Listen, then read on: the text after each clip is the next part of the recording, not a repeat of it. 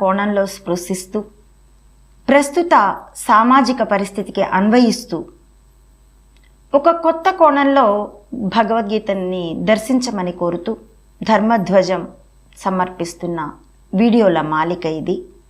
అందులో నేను ఇప్పుడు మీతో ద్వితీయోధ్యాయం సాంఖ్యయోగం నుండి 15వ శ్లోక విశ్లేషణని పంచుకుంటున్నానండి, కొనసాగిస్తున్నాను.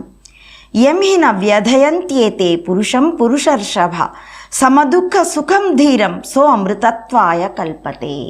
అమృతత్వము ఈయన ఆ 5వ కారణాన్ని కొనసాగిస్తూ చెప్తూ ఉన్నాడు. ఎందుకంటే యంహిన వ్యధయంత్యేతే,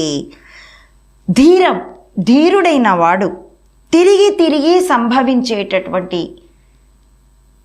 తాత్కాలికమైనటువంటి అనిత్యమైనటువంటి సుఖ దుఃఖాలని సమానంగా చూస్తాడు. పగలు రేయిని, పుట్టిన బిడ్డడు పగలు పుడితే రాత్రి ఏడుస్తాడు, రాత్రి పుడితే పగలు ఏడుస్తాడని ఇంతకుముందు వీడియోలో చెప్పుకున్నాం మనం.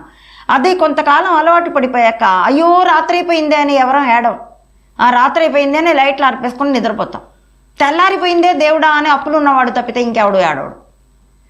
తెల్లారింది లేచి మన పనులు మనం చేసుకోవాలి.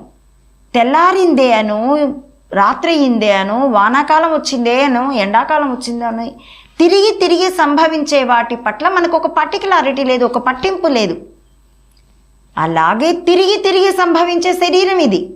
కాబట్టి వీటి కోసం సుఖ దుఃఖాలని ఎలా సమంగా చూస్తామో చావు పుట్టుకలు కూడా అంతే. కాబట్టి సమ దుఃఖ సుఖం ధీరం, ధీరుడైన వాడు అన్నింటినీ సమంగా చూడాలి.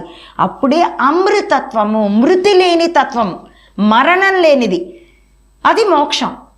అంటే ఇప్పుడు మరి అందరి శరీరాలు, ఈ చెప్పిన సాక్షాత్తు శ్రీకృష్ణుడి శరీరం కూడా పోయింది కదా, మరి ఆయన మోక్షం పొందలేదా అంటే మోక్షం ఈ శరీరం యొక్క స్థితికి వ్యతిరిక్తమైనది.